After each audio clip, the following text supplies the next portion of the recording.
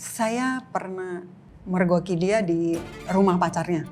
Pukul-pukulan, saya pukul-pukulan. Saat itu dia nendang saya tendang lagi. Karena waktu itu saya lagi hamil. Kurang ajar tuh ya laki lo katanya gitu. Udah lapor polisi, foto-foto katanya. Banyak yang nyaranin, lapor polisi aja. Penjarain tuh katanya. Dia itu saat itu pergi sama pacarnya gitu. Terus dia pulang, saya nanya. Padahal dia udah lagi mabuk berat nih. Dia langsung pukul saya, itu 2:30 pagi. Saya ingat berantem sampai 5:30 pagi. Udah habis dipukulin segala macem, udah dipukulin, tiba-tiba nggak tahu kenapa saya drop, jatuh, pingsan, udah.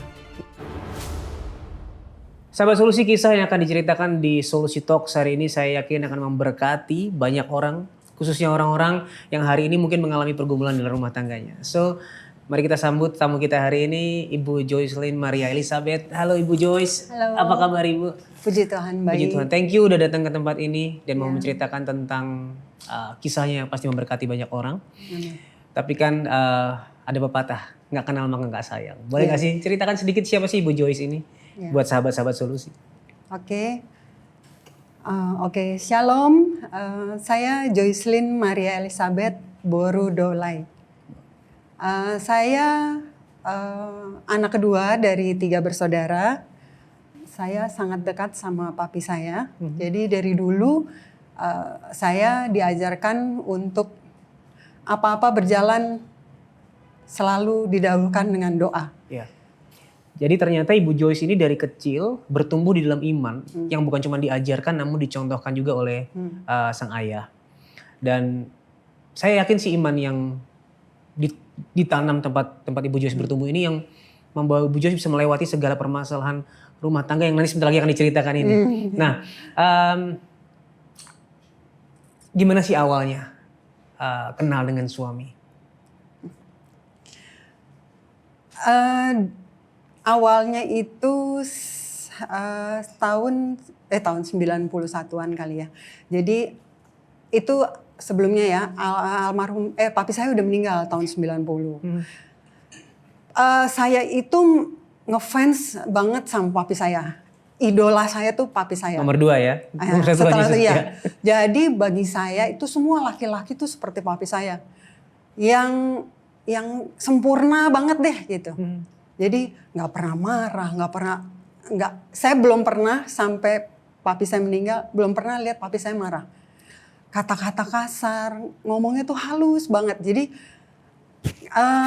kasihnya itu benar-benar nyata gitu. Jadi terus saya udah kayaknya didoktrin tuh, aduh udah deh laki-laki tuh seperti ini gitu. Tahun 91 itu saya ketemu sama teman saya, kebetulan teman suami saya juga. Itu dikenalin lah, kenalan temenan biasa. Ya udah kenalan biasa. Saat itu juga saya masih punya pacar. Nah, terus yang saya tahu nih dari suami saya kan gereja di Blok B, di gereja Katolik di Blok B kan, Kebayoran. Dia itu sering lihat saya di gereja katanya. Tapi saya kan nggak pernah lihat siapa aja yang lihat saya di gereja. Kan banyak jemaat. Jadi dia sering lihat saya katanya, nggak tahu ya itu berapa tahun yang lalu tiba-tiba ketemu gitu. Ketemu terus kenalan, ya udah berteman biasa aja sih awalnya begitu. Zaman dulu kan suka bergaul ya anak-anak ke disko apa segala macam. Ini suami saya nih rajanya disko lah. Di mana-mana lah. Udah pokoknya kalau sebut nama dia nih, dulu dia tuh dipanggilnya kalau di Jakarta tuh Sudung. Jadi pokoknya ke disko si ini ada dia, di sini ada dia. Ketemunya tuh ya keadaannya ya udah mabuk-mabuk udah nggak jelas. Saya sih biasa aja kan, udah kenal kan ya biasa aja berteman biasa gitu. Terus ya dianya yang ngejar-ngejar saya gitu. Terus terang aja, dia yang ngejar-ngejar saya gitu loh. Terus dan berapa lama kemudian memang saya putus, terus bukan karena dia ya, ada masalah lain saya putus, terus udah deket nih, makin dekat, tapi nggak langsung ya bilang pacaran, nggak, deket, terus sekali waktu memang ada masalah, jadi masalah tuh saya pernah pergi sama teman-teman saya, ada dia juga, di disco gitu. Terus tiba-tiba mungkin dia keadaannya lagi mabuk kali ya. Saya ngobrol sama teman-teman saya, terus ada yang cowoknya juga. Terus tiba-tiba dia ngamuk, dia tonjok saya. Wow. Di disco itu, saya ditonjok, saya diseret keluar, saya bingung, saya bilang kenapa, apa salah saya? Dia bilang, lu kenapa ngobrol sama itu cowok itu? Loh kan dia kenal, ini teman saya ceritain semua. Tapi dia ambil tong sampah yang besi itu, yang kalau ada di mall suka ada kan zaman dulu. Itu dia angkat, dia lempar kena ke sini, saya blek kena gitu. Terus temennya, sahabatnya dia kebetulan ikut, dia yang bilang, udah stop. Udah akhirnya saya dibawa ke mobil, di situ dia masih emosi, dia masih pukul. Pokoknya yang bisa mukulin saya lah, saya udah duduk di belakang, dia pukulin terus. Saya diam aja, pas pulang, saya cuma doa sama Tuhan, Tuhan ini nih, ini baru temen loh, tapi dia udah mukulin saya gitu. Terus nggak ada, Tuhan nggak ngomong apa-apa. Saya pikir, udahlah, cuma berteman biasa gitu. Terus dari situ suami saya tuh datang ke rumah saya. Tiap hari minta maaf, kirimin bunga. Itu saya bisa jualan bunga itu selama 2 minggu tuh, bunga tuh pagi, siang, sore, itu bunga tuh dikirimin, tuh udah penuh. Jadi kios-kios bunga ya? Kan jadi duit ya. Terus ada gitu, dia kirimin, saya nggak mau ketemu sama dia. Jadi dia ngobrol sama mami saya. Okay. Mami saya tuh udah bilang, kamu nih gimana nih? Ini gimana setiap hari mami yang pacaran katanya gitu. Kamu lah yang nemuin katanya gitu. Enggak, saya nggak mau. Saya bilang, sampai pada akhirnya nggak tahu kenapa tuh hari udah ke seminggu lebih lah dia tuh nongkrong duduk aja di rumah saya. Terus saya bilang, saya doa, besok paginya saya doa, malam saya doa, Tuhan ini nih dia memang pantas jadi jodoh saya. Kalau memang dia jodoh saya nih Tuhan, ini kan dia udah lama nih, udah 2 minggu lebih nih dia kirimin bunga, dia datang ya. Kalau dia besok datang lagi, berarti ini dia jodoh saya. Udah, amin tuh, pagi-pagi. Jam 10 apa jam 11, kata mami saya. Tuh dia datang lagi, katanya. Nah, gimana? Kamu harus hadepin dia. Gak mau, mami udah gak mau lagi. Tiba-tiba saya jalan aja nemuin dia. Terus dia bilang, aduh saya minta maaf ya, ngoceh aja. Saya diem aja. Tapi saya cuma ingat gini, saya udah doa semalam. Kalau bukan Tuhan yang gerakin saya, mungkin sampai sekarang juga mungkin saya udah nggak dia bukan suami saya kali. Iya. Tapi karena nggak tahu, saya tiba-tiba aja gitu loh. Udah sejak kejadian itu saya yakin ini dia jodoh saya. Okay. Karena apa? Karena dulu selama saya berteman dan selama deket sama cowok gitu, saya nggak ada yang seiman. Tapi ternyata ada satu masalah lagi ternyata ya, bahwa keluarga dari suami tidak merestui. Betul. Kenapa itu Ibu? Karena saya bukan orang Batak. Oke. Yeah.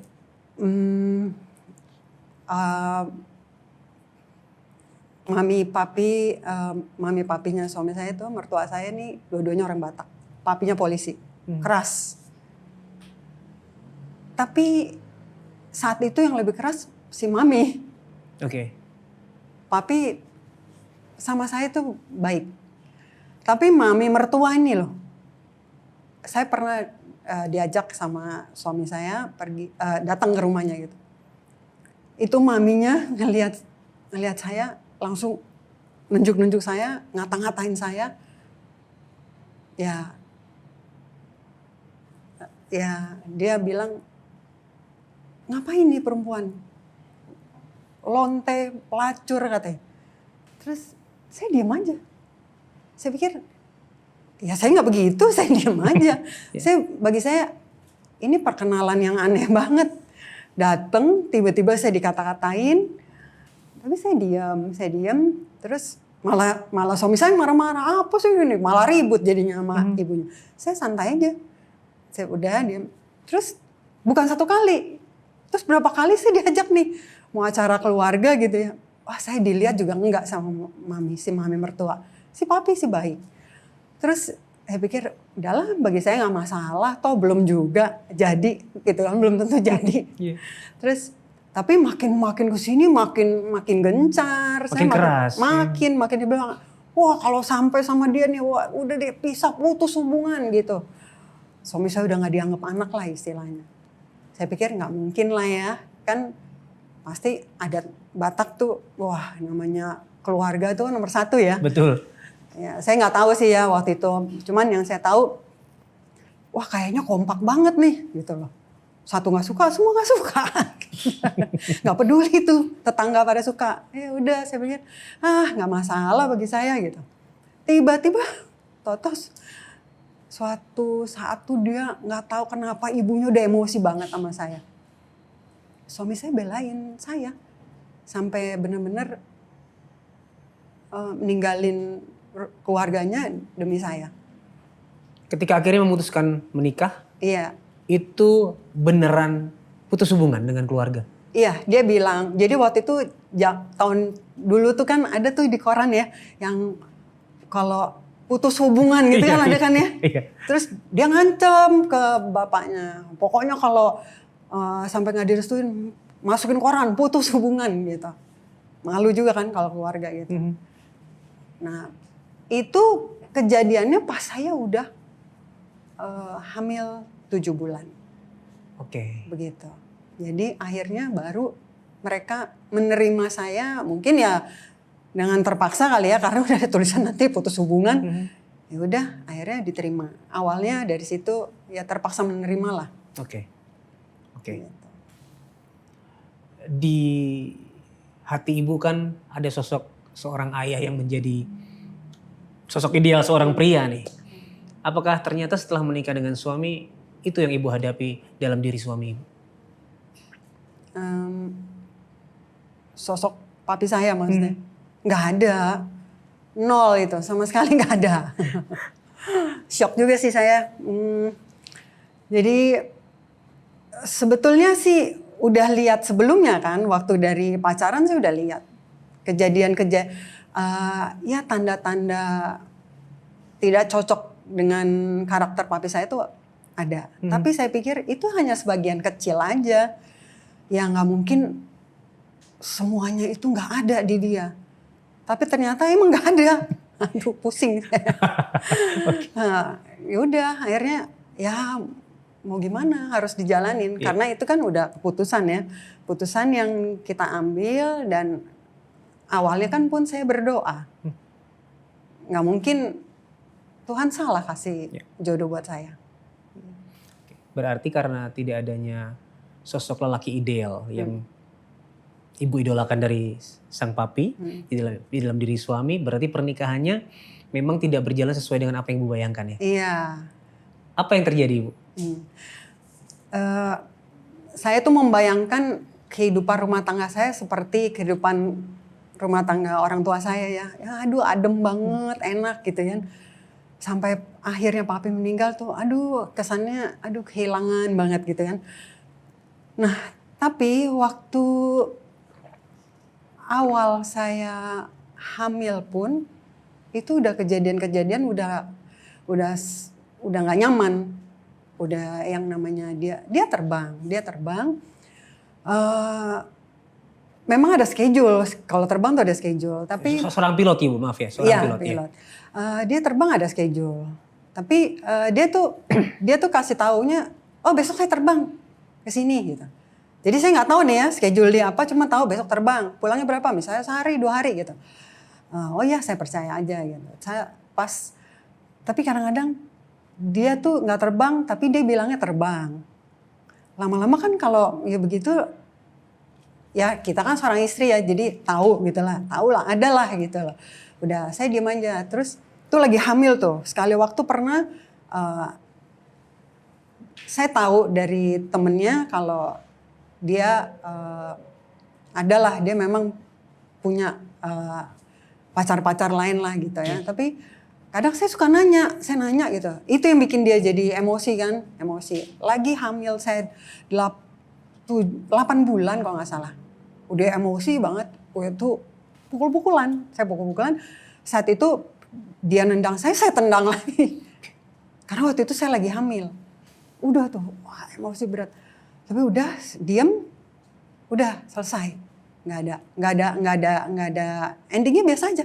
Ya. Udah. Ibu tadi juga menerima informasi banyak bahwa sang suami waktu itu mempunyai banyak pacar, punya banyak wanita lain. Reaksi ibu gimana waktu itu? Pertama kali mendengarnya.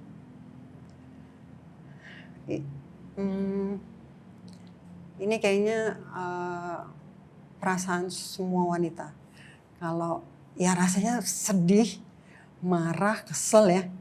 Terus gini, kok gitu ya? Itu aja yang saya tanya, kok gitu ya? Setega itu ya gitu. Iya, kok gitu ya? Kok saya lagi hamil, terus kenapa ya dia bisa sampai begini? Kenapa ya? Apa ya? Saya langsung berpikir, apa ya kekurangan saya? Kok dia bisa cari-cari yang lain? Itu terus yang didoktrin tuh terus aja. Aduh kenapa ya begini? Terus jadi rasanya tuh, aduh dibawa perasaan aja sedih gitu. Terus sampai ya mungkin karena saya juga lagi hamil. Pas sampai punya anak tahun 94, anak saya lahir bukan semakin membaik. Lebih parah. Tahun 95, 96. Lebih parah lagi. Ini terbang dan pergi ke disko klub-klub malam itu. Ini sama nih, jamnya sama nih. Jam terbang sama jam pergi ke disko nih sama. Lebih banyak kan mungkin yang ke disko. Jumat, Sabtu, Minggu, Senin dia baru pulang. Itu keadaannya juga nggak baik. Keadaannya bukan keadaan sadar, keadaannya udah teler ya. Udah celeng, udah nggak tahu nih. Yang penting kalau udah ada pintu ya pintu masuk aja. Tapi nggak tahu gitu. Keberadaannya udah nggak tahu. Ntar ditanya sedikit, wah udah habis babak belur. Pernah sekali waktu saya tahu dia itu saat itu pergi sama pacarnya gitu. Terus dia pulang, saya nanya, padahal dia udah lagi mabuk berat nih. Saya nanya, saya bilang, oh ya mungkin nuduh lah. Dia bilang, lu nuduh ya begini. Oh saya nggak nuduh, saya ada buktinya begini. Oh saya timpalin gitu kan. Terus dia langsung pukul saya. Itu 2:30 pagi. Saya ingat berantem sampai 5:30 pagi. Lama juga Bu. Iya, anak saya kan tidur tuh. Pagi-pagi anak saya bangun, masih. Udah habis dipukulin segala macem. Udah dipukulin, tiba-tiba nggak tahu kenapa. Saya drop. Jatuh. Pingsan. Udah pingsan. Tahu-tahu dibangunin, udah dipakein kayak apa, minyak kayu putih atau apa gitu. Anak saya udah nangis-nangis. Terus saya dibawa ke rumah sakit Tebet. Saya diinfus. Di situ terus diperiksa belakang kepala saya karena saya jatuhnya gini di ubin. Iya. Udah pulang dia nggak minta maaf tuh, seperti nggak ada apa-apa aja, biasa aja. Saya juga diem aja. Tapi di situ saya udah rasanya udah sedih banget, udah aduh Tuhan kok begini ya gitu. Itu kejadian itu bukan sampai di situ aja. Setelah besoknya weekend lagi itu dia ngajak saya tuh. Dia sering tuh ngajak saya tapi saya nggak pernah mau. Akhirnya sekali itu saya diajak, saya mau. Ke klub ini Bu ya? Iya. Saya pikir udahlah saya temenin aja nih. Jadi kan mungkin ya dia lebih anteng lah nggak ngapa-ngapain gitu.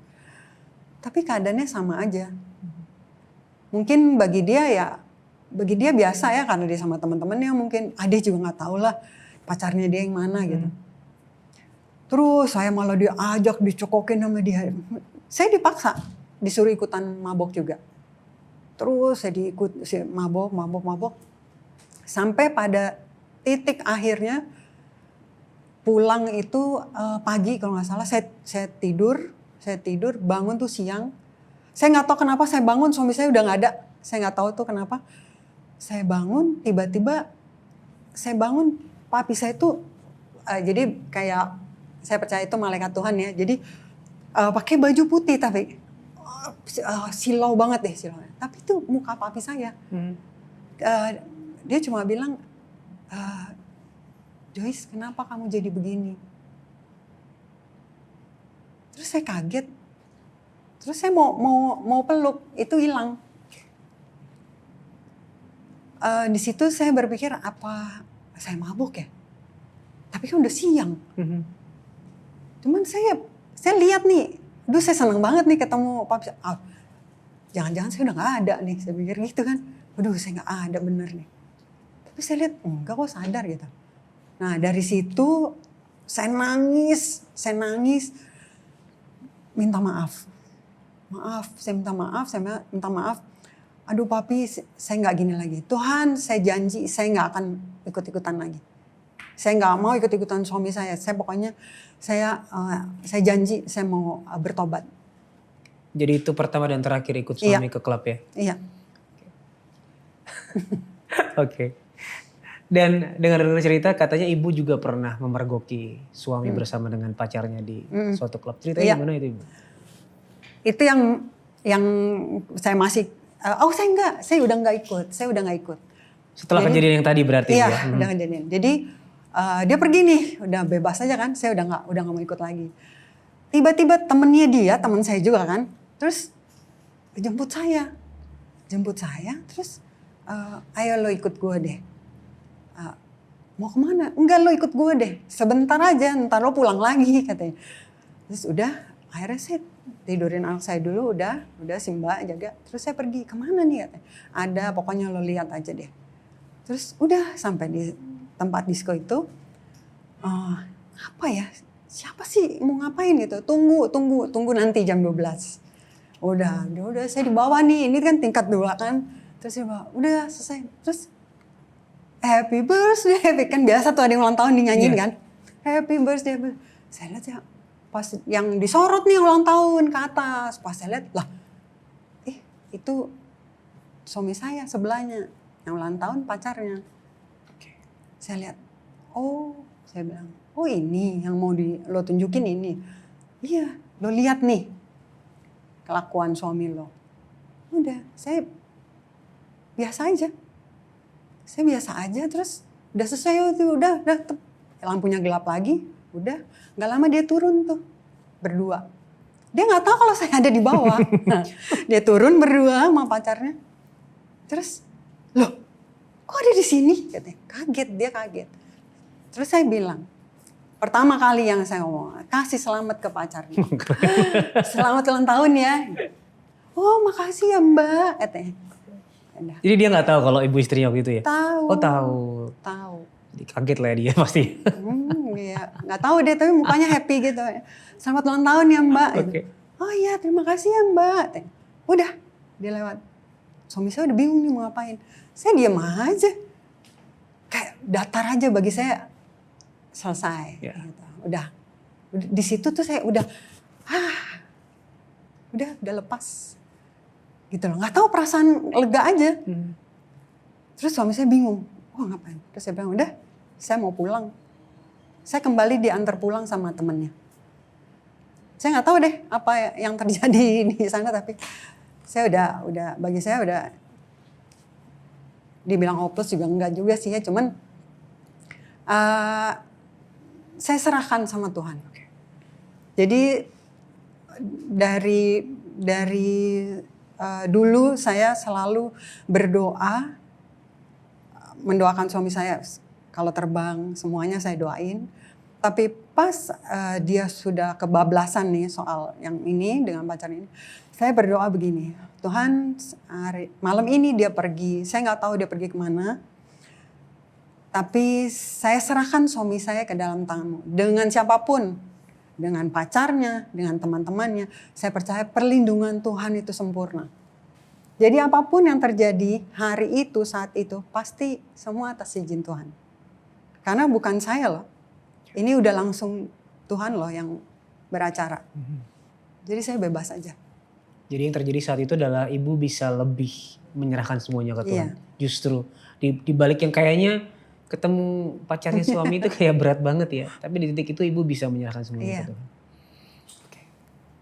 Tapi kekerasan di dalam rumah tangga itu masih berlangsung ya setelah itu. Masih. Kira-kira berapa lama ibu? Dari awal menikah? Iya. Iya. Kira-kira berapa tahun? Kalau dari awal menikah 7 tahun. 7 tahun. 7 tahun. Kalau boleh tahu apa yang sempat dilakukan oleh suami dulu?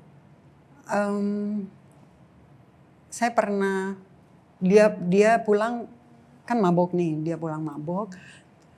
Dia buka pintu, terus saya tanya, aduh dari mana aja nih jam segini baru pulang gitu.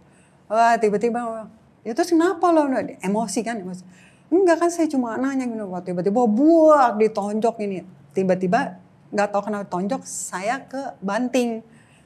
Plek, ke banting kena ujungnya, tajamnya pintu tuh. Kan kalau pintu ini ada tunjuk. Nih sini, di sini saya.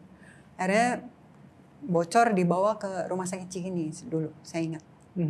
Gitu. Terus kejadian lagi saya dipukulin sampai harus itu yang pingsan, yang kedua kalinya lagi di rumah sakit Tebet diinfus lagi, dikasih obat penenang ya. Iya. Ya, dikasih obat penenang. Karena suami saya, ini yang saya diceritain ya, dia bilang ke dokternya, ini kayaknya dia stres nih, agak gila katanya. Saya ingat banget tuh. Terus saya diem aja, masa sih saya gila gitu. Terus saya diem aja, diobatin, udah. Pulang, gak minta maaf juga. Malah dia beres-beres, dia pergi. Nah di situ ada mami saya sama kakak saya. Karena dia tahu saya bolak-balik masuk rumah sakit. Mami saya datang sama kakak saya. Wah ribut sama suami saya. Wah lu tuh ya suami gini, istri lo masuk rumah sakit, lu marah pergi. Dia pergi tuh ngeloyor aja. Saya ditinggalin gitu aja. Udah saya diem aja, saya bilang udah biarin aja, saya bilang. Saya udah tahu kok dia pergi kemana. Gitu. Dari sekian banyaknya kekerasan yang ibu terima dari suami waktu itu, pernah nggak sang suami datang untuk meminta maaf, menyesali apa yang dia lakukan?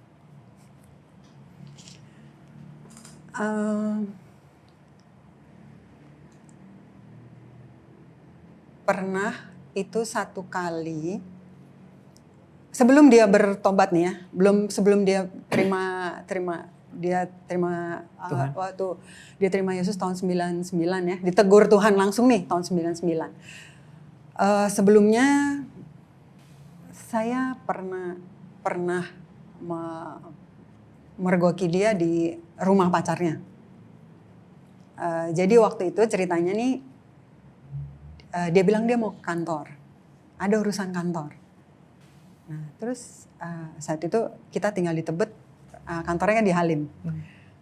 Dia telepon, dia bilang, aduh saya kayaknya masih lama nih di kantor katanya. Ada urusan katanya. Kayaknya ntar dulu nih ya, perginya tunggu dulu. Padahal kita udah siap nih, mau pergi nih. Saya ingat banget mau ke mall. Terus saya bilang, oh iya. Tiba-tiba tutup telepon, gak lama ada yang nelfon. Saya gak tahu nih siapa, saya gak kenal juga orangnya. Mbak, Captain lagi ada di sini, tapi ini dia pergi sama si pacarnya ini. Terus kalau Mbak nggak percaya, ini alamatnya. Si pacarnya ini tinggal di kos-kosan di Halim itu. Terus udah, saya nggak nanya, saya nggak tahu siapa. Terus dia gitu, udah ya Mbak, cek aja, tutup telepon. Terus saya lihat, masa sih gitu ya? Gak lama dia telepon lagi. Dia bilang, siap-siap ya, nanti saya jemput. Nih kayaknya udah selesai nih katanya gitu. Pokoknya ntar siap-siap aja. Udah saya iya aja, nggak tahu kenapa saya tutup telepon, saya pergi ke alamat itu. Sebelum pergi saya doa dulu, saya doa loh. Saya doa, Tuhan kalau emang bener suami saya ada di sini, saya bilang, selesai nih Tuhan, saya udah gak mau lagi deh sama dia gitu. Saya bilang nih, saya doain. Tiba-tiba saya pergilah, saya naik taksi. Saya pergi, bener ada mobilnya di situ. Ada mobilnya, saya lewat nih. Kan taksi dong, umum kan. Lewat, saya buka kacanya. Dia lagi ngobrol berdua di depan. Ngobrol berdua, saya cuma buka gini. Terus dia ngeliat, oh dia berdiri. Saya tutup lagi, jalan Pak. Udah, saya jalan. Dikejar itu, taksinya dikejar. Saya turun di pinggir jalan, saya ganti naik bajai. Nggak ketemu dong tuh dia nggak tahu. Saya masuk gang-gang kecil, udah, saya pikir udah aman, saya pulang. Nggak lama dia pulang, marah, dia emosi berat. Saya diam aja, saya bilang ini, kamu nggak usah ngomong apa-apa, kita ke rumah kakak iparnya dia, jadi kakak ipar saya nih, kakaknya dia, pergi kita selesaikan sekarang. Udah, dia nggak mau, tapi tetap saya masuk mobil. Di jalan tuh, wah dia emosi banget. Saya diem aja, saya diem. Sampai di depan rumah kakaknya, masih emosi. Saya diem, saya bilang udah, saya udah selesai. Saya udah gak mau lagi. Bagi saya ini udah cukup. Karena udah terlalu lama. Saya udah percaya, tapi udah banyak yang saya simpen. Tapi akhirnya ya udah, selesai sampai di sini. Dia gak mau. Akhirnya dia nangis, dia minta maaf. Dia minta maaf, dia bilang jangan turun, jangan selesaiin, saya minta maaf. Udah, terus saya bilang oke, saya maafin, tapi udah selesai sampai di sini. Enggak, udah pokoknya ini udah. Nggak tahu kenapa, selesai pulang ke rumah, baik, nggak lama begitu lagi. Oke. Lalu setelah terjadi lagi, apakah Ibu lagi. Memutuskan untuk rasanya nggak kuat, pengen cerai? Iya, saya nggak pernah cerita sama siapa-siapa, termasuk mami saya. Jadi apapun saya ceritain ke Tuhan. Seperti dulu waktu kecil saya cerita nih. Saya tahu nih, sebelum saya cerita juga Tuhan udah tahu saya mau ngomong apa. Tapi saya cerita, Tuhan situ begini, aduh, ini sampai akhirnya tuh air mata tuh udah gak keluar. Udah gak bisa nangis lagi. Tapi di sini aduh sakit rasanya. Aduh gimana ya Tuhan, terus saya tuh dikasih ayat sama, saya diingetin. 1 Korintus 10 ayat 13. Pencobaan yang kamu alami adalah pencobaan biasa yang tidak melebihi kekuatan kita. Tidak melebihi kekuatan manusia. Kita. Ya kan? Ya. Terus saya langsung diingetin. Semua kejadian yang kamu laluin. Toh kamu masih kuat kan? Terus saya, ya Tuhan tapi ini kayaknya nggak bisa deh. Kayaknya saya nggak kuat deh gini. Baca terus. Jadi setiap kalau dia pergi, saya doa sama anak saya, tidur pagi tuh saya baca. Saya nggak ngerti nih, saya baca aja Alkitab. Tapi terus Tuhan suruh baca yang itu, saya baca. Saya bilang, benar nggak ya Tuhan? Saya kuat nggak sih nih? Tapi terus saya diingetin, ini cuman hal biasa. Toh selama ini juga kamu kuat kok. Ayo bertahan. Saya baca, anak saya dengerin, baca. Saya bilang, udah saya pikir ya udah saya serahin aja semuanya sama Tuhan. Saya percaya kok. Tuhan udah berjalan duluan kok di depan saya. Saya tinggal ngikutin aja kemana Tuhan pergi. Akhirnya saya udah serahkan semua sama Tuhan.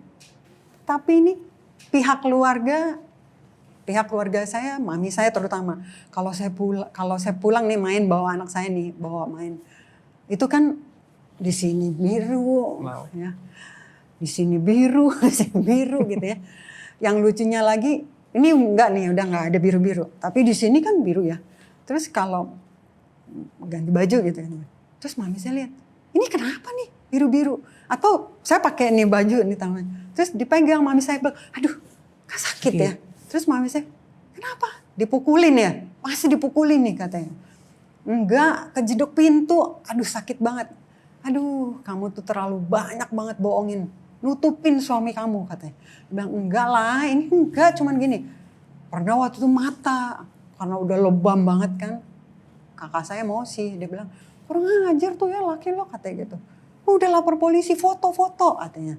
Banyak yang nyaranin, lapor polisi aja. Penjarain tuh katanya. Terus keluarganya dia, kakak ipar, semua. Udahlah, udah dah. Masukin penjara aja itu. Lapor aja polisi katanya. Ceraiin aja dah, ceraiin katanya. Terus saya berpikir gini, kok ini semua orang jahat banget ya sama saya. Kok nyuruh ceraiin suami saya gitu. Padahal saya tuh gak berpikir, ya mungkin ada ya waktu kesel nih ya. Saya pernah, cerai aja. Tapi untuk kejadian yang saya alami ini, saya gak pernah berpikir untuk bercerai. Dulu papi saya tuh menekankan 3.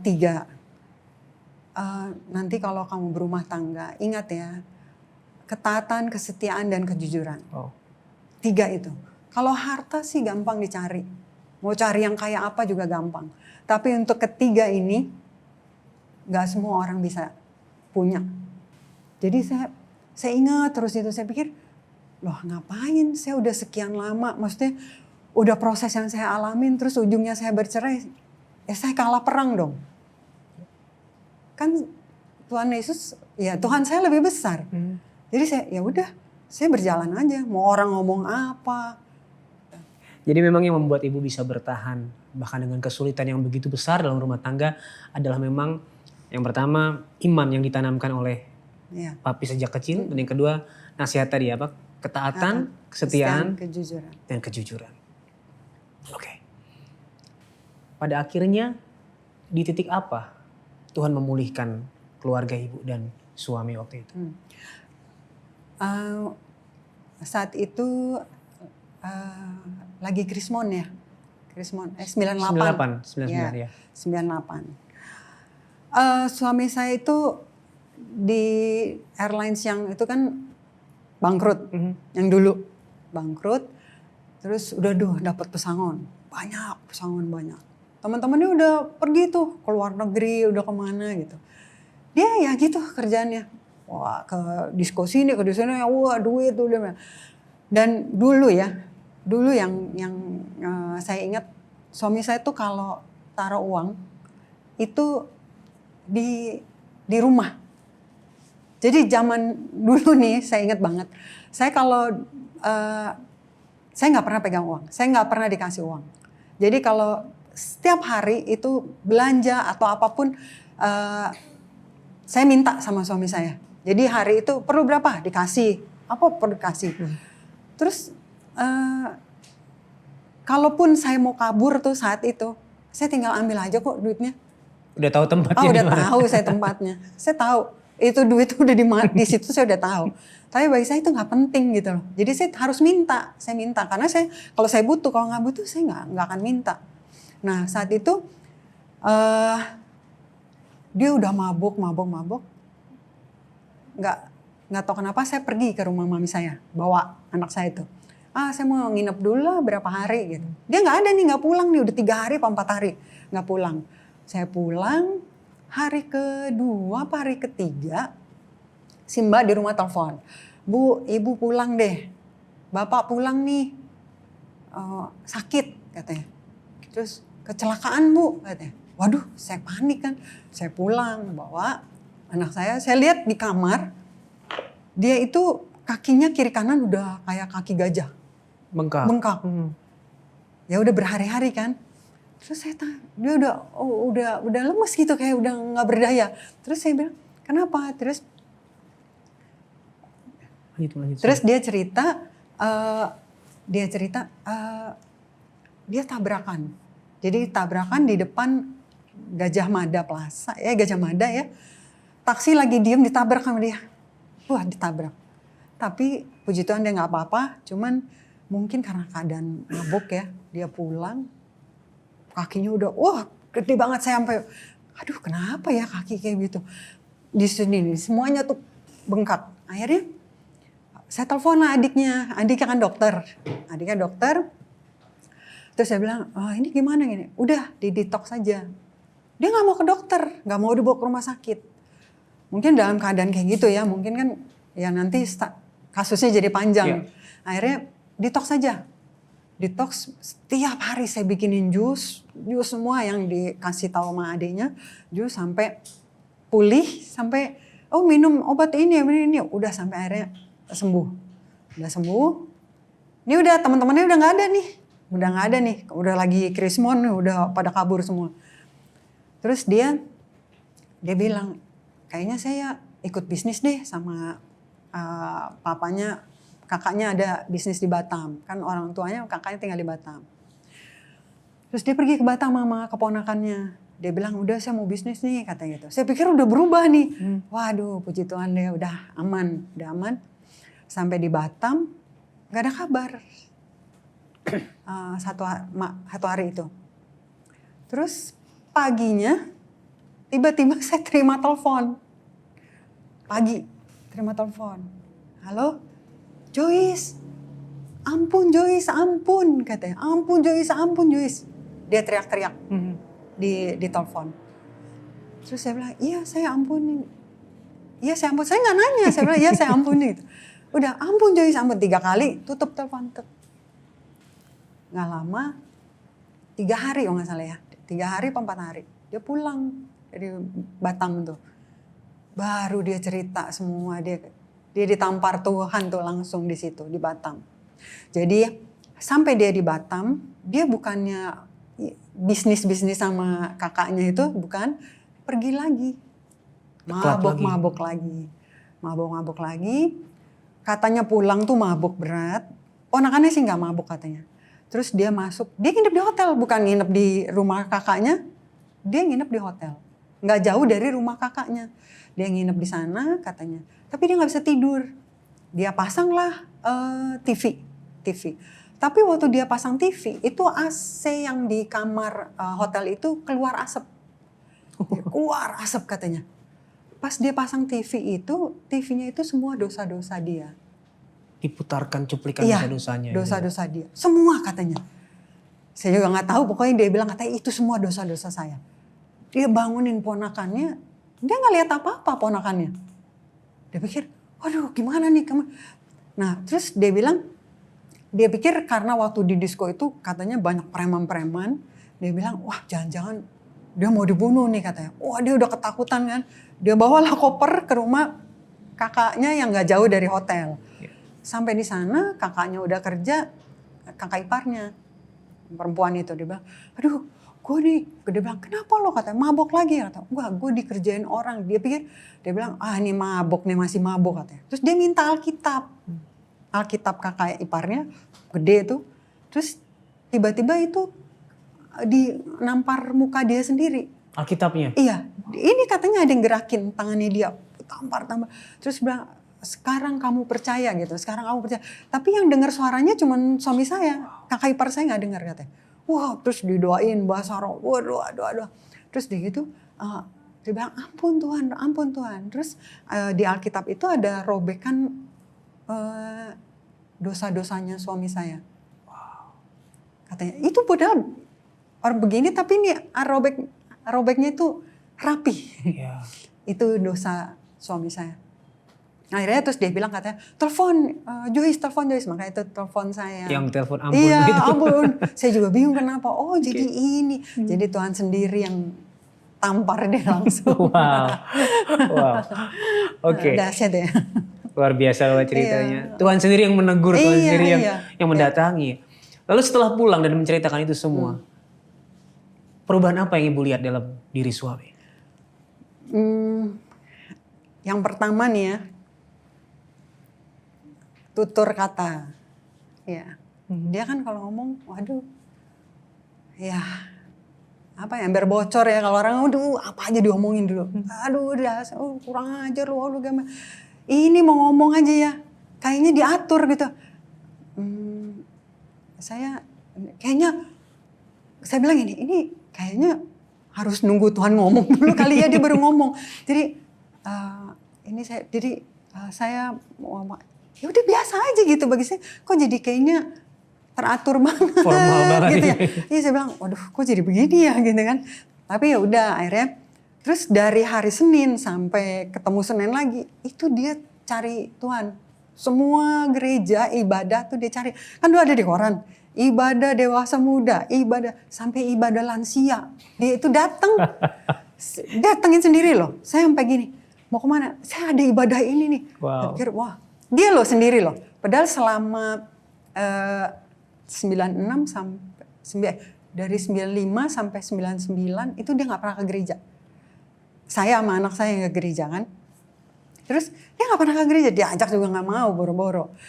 Ini dia cari Tuhan tuh. Nah hari Minggu itu ekstra. Jadi pagi dia ke gereja, siang ada gereja lagi, sore sampai terakhir ibadah hari Minggu itu dia masih ke gereja. Jadi ke gereja sama jumlah harinya lebih banyak ke gereja Ibu ya? Iya. Itu sampai saya bilang, hah? Ya bagus bagi saya. Wah, ini emang bener-bener Tuhan mulihin nggak tanggung-tanggung kan? Yeah. Dia bilang udah semua sampai pelan-pelan. Ya nggak instan sih, tapi pelan-pelan. Kalau soal emosi, ya namanya orang Batak ya. Orang Batak kan pasti kan ada gitu ya. Tapi emosinya tuh nggak rutin. Yeah. Kalau dulu kan ya rutin. Masih terkendali lah Ibu ya. Pelan-pelan masih ada sedikit, tapi nggak emosi untuk mukul, udah nggak sama sekali. Puji Tuhan, luar biasa Ibu ya. Iya. Dan bagaimana dengan keharmonisan dan tadi Ibu kesini kan dengan suami, saya melihat betapa harmonis dan mesranya Ibu dan suami. Bagaimana itu akhirnya dipulihkan? Yang tadinya kan ya sama sekali nggak ada keharmonisan, bahkan dingin dan begitu penuh kekerasan. Iya. Bagaimana akhirnya bisa pelan-pelan dibangun kembali keharmonisan tersebut? Plus terutama dengan anak ya, karena kan anak sudah pasti melihat banyak sekali perbuatan bapaknya. Iya. Setelah proses ini yang kita lalui, kita sempat tanya nih awalnya sama anak Audrey ya. Kita nanya, dulu tuh kamu inget gak sih gitu, kalau papa sama mama suka berantem? Enggak. Oke, dia bilang. Serius nih, ini dari kecil loh. Kita nanya kalau nggak salah kelas 5 sama SMP kelas 2 kalau nggak salah. Udah dia bilang enggak. Terus masa sih kamu nggak inget? Katanya. Kalau mama suka dipukulin gitu. Enggak. Yang Audrey inget cuman mama pernah pingsan. Pernah jatuh. Terus mama pingsan, terus dibangunin sama papa. Itu doang satu yang dia inget. Yang lain enggak. Dia bilang. Terus saya berpikir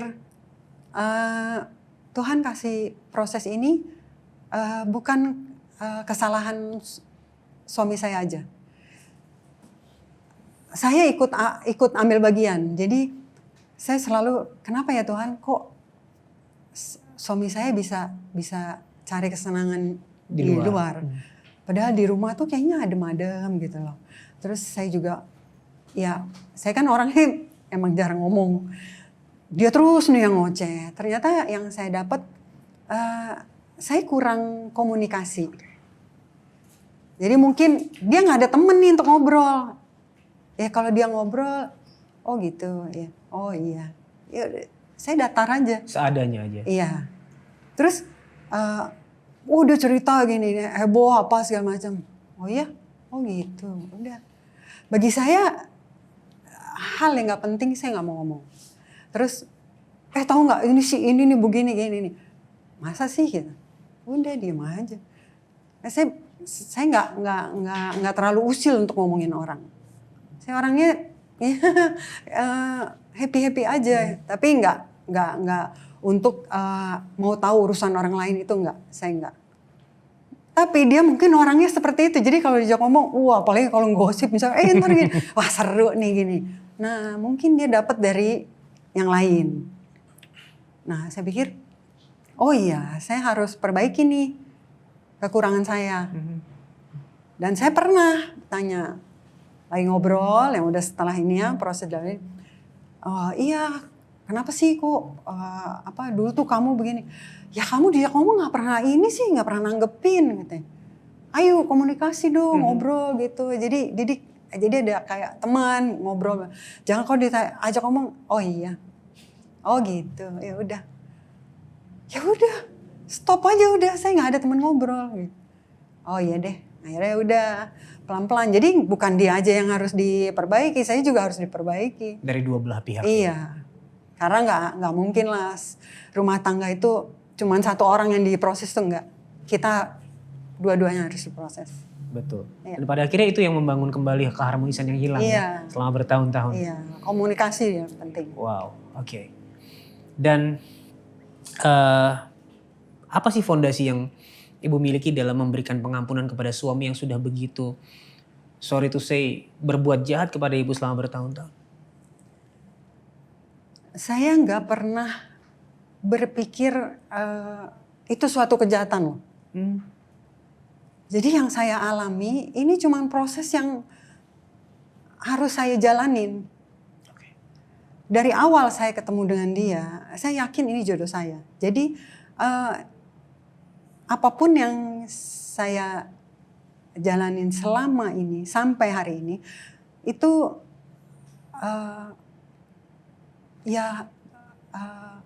urutan yang harus saya lalui. Jadi Tuhan udah kasih nih, ini nanti setelah ini ya begini, abis ini akan dapat begini. Saya belum tahu ya ujungnya pada akhirnya seperti apa, tapi saya percaya semuanya itu udah Tuhan yang atur. Jadi saya nggak pernah melihat suami saya itu berbuat jahat sama saya. Karena setiap satu hari yang dia lakukan ke saya, satu hari itu udah saya ampunin. Wow. Saya nggak pernah berpikir, aduh ini gue dendam nih, pokoknya besok gue bales nih. Lah aduh gampang aja sih kalau saya mau cari pacar atau cari buat teman-teman ngobrol itu banyak. Tapi bagi saya itu nggak penting. Bagi saya masalah rumah tangga saya yang tahu cuma saya sama Tuhan. Itu aja. Orang lain cuma mendengarkan tapi untuk jadi gosip dan dibumbu-bumbuin aja untuk nanti ke depannya, lo tahu nggak sih ini begini, lo tahu nggak sih ini. Saya nggak mau dengar kayak gitu. Jadi bagi saya ngomong sama Tuhan, walaupun jawabannya nggak langsung, tapi Tuhan udah kasih nih jalan keluarnya. Yang penting kita taat aja, setia. Itu yang saya dapat. Puji Tuhan, puji Tuhan. Dan pada akhirnya segala permasalahan yang Ibu harus lewati dalam rumah tangga itu juga mengubah. Iya. Hidup Ibu semakin serupa dengan Kristus. Amin. Ya. Wow. Oke, kita balik ke topik KDRT Ibu. Topik KDRT ini topik yang cukup hangat dan kontroversial.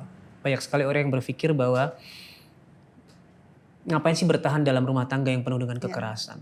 Bahkan kita ada konten yang tentang kekerasan dalam rumah tangga ya. Banyak sekali komen yang bilang, kalau saya jadi ibu ini sudah pasti saya ceraikan, saya tinggalkan, saya laporkan polisi. Menurut Ibu bagaimana memandang KDRT, kekerasan dalam rumah tangga?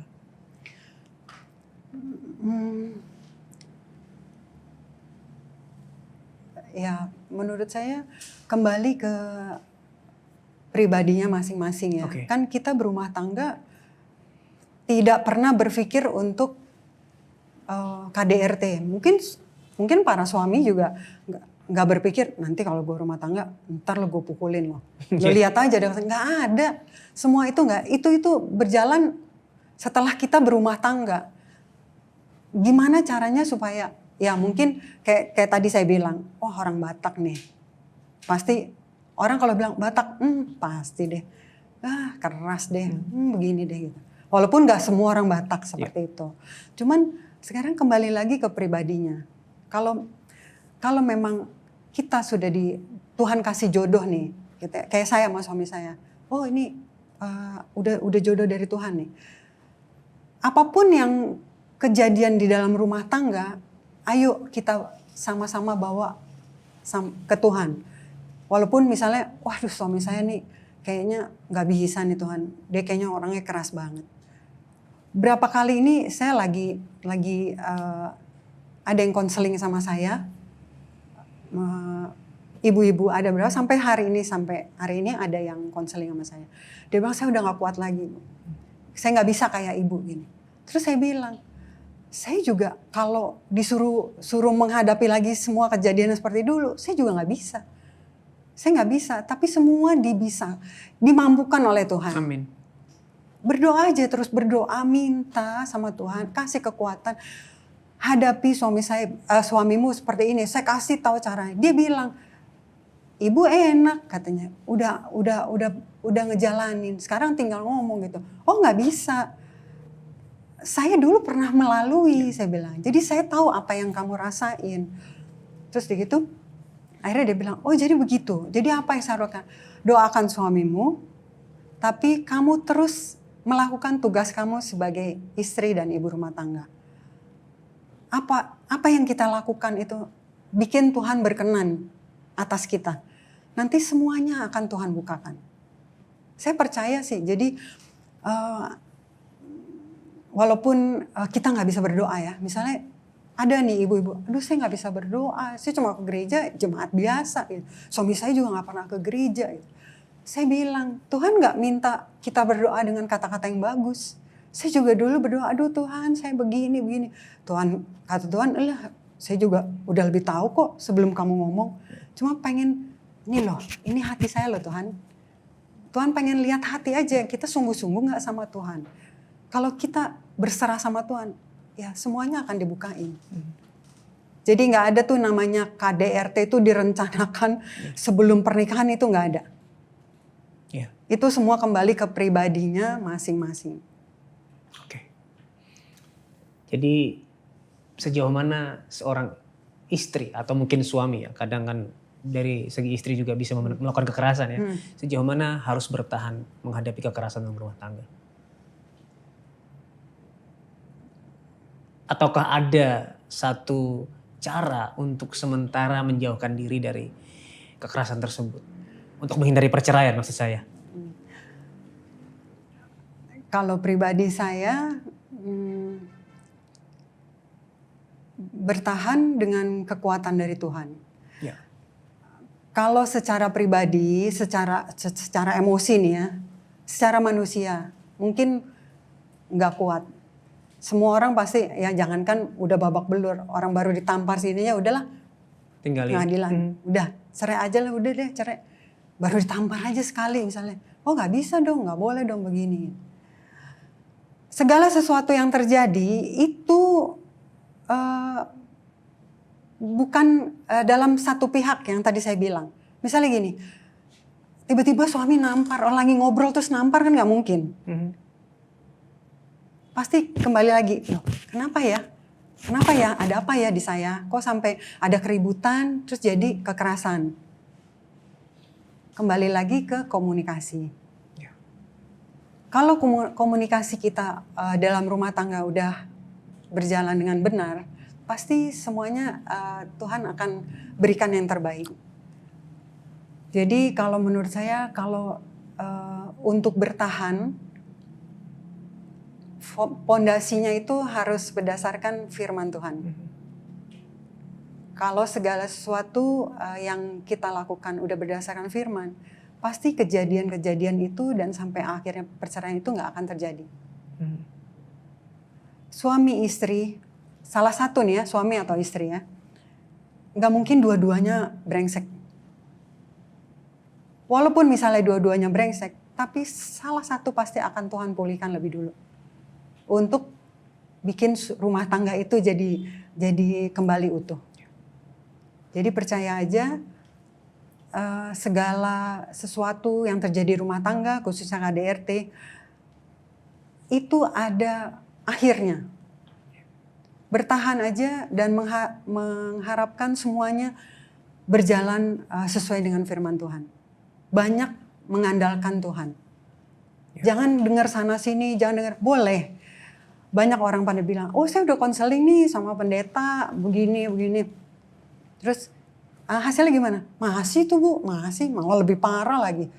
Terus akhirnya gimana? Ya udah, saya juga nggak tahu katanya. Nah, pendetanya juga lagi proses katanya. Lah, ini yang saya lagi konseling saat ini. Ya pendetanya lagi proses, tapi dia konseling yang prosesnya sama. Saya bilang, kenapa kamu nggak mengandalkan Tuhan? Kan kalau manusia cuma ngomong-ngomong aja. Secara kita nggak tahu nih di belakang dia lagi ada masalah apa. Dia bisa ngasih jawaban yang bikin nyenengin hati. Tapi saya lebih coba percaya sepenuhnya sama Tuhan. Kita doa memang nggak ada jawaban. Tapi jalan ke depan akan lebih indah daripada kita mengandalkan manusia. Itu aja bagi saya. Timing Tuhan yang terbaik. Semua Caranya yang sempurna. iya. Segala sesuatu ada waktunya. Amin. Oke. Sebelum kita selesai, bagaimana Ibu sekarang memandang pernikahan setelah semuanya dipulihkan oleh Tuhan dibandingkan pandangan Ibu yang dulu? Ternyata yang saya impikan dulu ya, yang saya impikan dulu itu pelan-pelan kejadian. Walaupun ya prosesnya panjang, tapi pernikahan itu indah. Tapi jangan dibilang, ibu kan udah ngalah, ya ibu kan karena udah melalui proses udah gini gampang ngomongnya. Enggak. Kalau saya ingat yang dulu sampai akhirnya sekarang ke sini, Tuhan itu sangat baik. Tuhan itu luar biasa. Tuhan itu dahsyat. Jadi bagi yang sudah menikah ada masalah, coba deh sama-sama dikomunikasikan, berdoa, minta Tuhan yang cari jalan keluar. Jangan mengandalkan kekuatan sendiri. Tuhan gak ingin kekayaan kamu, Tuhan gak ingin popularitas. Terus Tuhan gak pingin apapun yang kita punya saat ini. Tuhan hanya ingin hati kita. Tuhan hanya melihat hati, gak lihat kamu punya harta apa, kamu punya berapa, itu gak ada. Itu hanya sementara. Tapi Tuhan melihat hati. Jadi fondasi untuk rumah tangga nomor 1 komunikasi, dan semuanya berjalan sesuai dengan kehendak Tuhan. Dan sesuai dengan firman-Nya. Ya, amin. Amin. Buat sahabat solusi yang hari ini sedang mengalami masalah-masalah dalam pernikahan, pertengkaran yang gak ada habisnya, perselingkuhan atau kekerasan dalam rumah tangga, dan sahabat solusi rindu untuk didoakan, kamu bisa menghubungi nomor yang di bawah ini. Ini adalah nomor layanan doa dan konseling Cahaya Bagi Negeri. Kami akan siap untuk mendengarkan cerita kamu dan mendukung kamu di dalam doa. Jangan ragu untuk menghubungi, satu langkah kecil bisa mengubah hidup dan rumah tangga kamu selama-lamanya. Sekali lagi terima kasih Ibu Joyce buat waktunya, buat ceritanya. Saya sangat terberkati sekali. Sehat selalu, salam buat suami. Terima kasih.